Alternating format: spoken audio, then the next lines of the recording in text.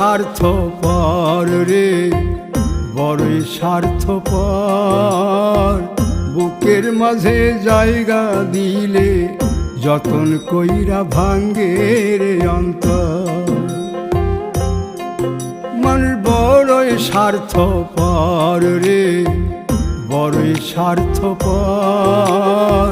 বুকের মাঝে জায়গা দিলে যতন কইরা ভাঙ্গে রে অন্তর। অচিনা এক জংলা পাখি যতন কইরা বুকে রাখছি, বুকের পাজর ভাঙ্গা সে যে সাজায় অন্যের ঘর রে, সাজায়।